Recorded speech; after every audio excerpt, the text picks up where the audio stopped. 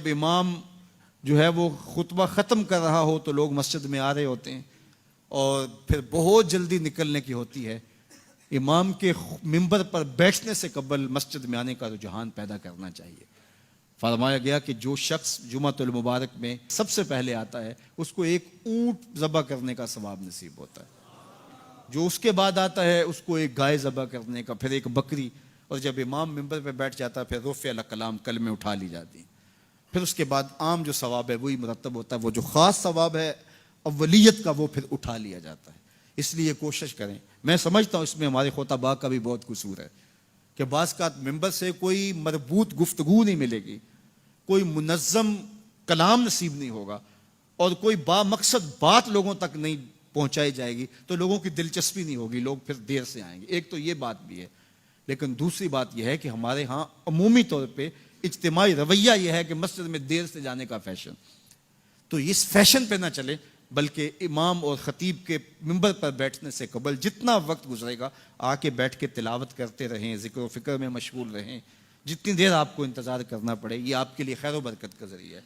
اور پھر آئیں اور پوری گفتگو سنیں اور اس گفتگو کا یقیناً نتیجہ آپ کی زندگی میں مرتب ہوگا. اور اگر آپ سمجھتے ہیں کہ میں بہت زیادہ مصروف ہوں اور کوئی آپ کو کام ہے تو شریعت نے آپ کو اجازت دی ہے کہ آپ لیٹ بھی آ سکتے ہیں. لیکن اذا نودی للصلاۃ من یوم الجمعۃ فاسعوا الی ذکر اللہ وذروا البیع، وہ حکم دیا گیا جب جمعے کی اذان پکاری جائے تو اس کے بعد پھر آپ کاروبار نہیں کر سکتے، پھر کاروبار کرنا حرام ہو جاتا ہے آپ کے اوپر. وذروا البیع، پھر خرید و فروخت چھوڑ دو، پھر تم چل پڑو اللہ کے ذکر کی طرف. پھر تمہارے اوپر لازم ہے کہ تم ذکر کی طرف چل پڑو.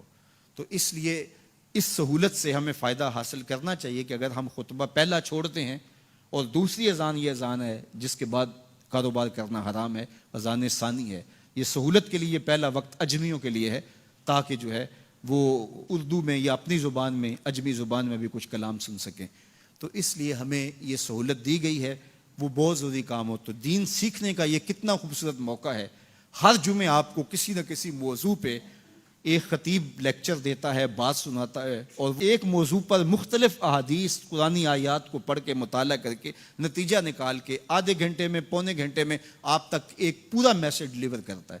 تو اس لیے اس کو بھرپور حاصل کرنے کے لیے اور اپنی نسلوں کو دین سے جوڑنے کے لیے یہ اسلام آج بھی بہت سارے مشقتیں اور بہت ساری سازشوں کے باوجود یہ قائم ہے، اس لیے کہ اس نے خوبصورت ہمیں نظم دیا ہے. محلے کی سطح پہ 5 گانا نماز ہے، علاقے کی سطح پہ جمعہ ہے، سالانہ شہر کی سطح پر 2 عید کے اجتماع ہیں اور عالمی سطح پہ حج کا اجتماع ہے.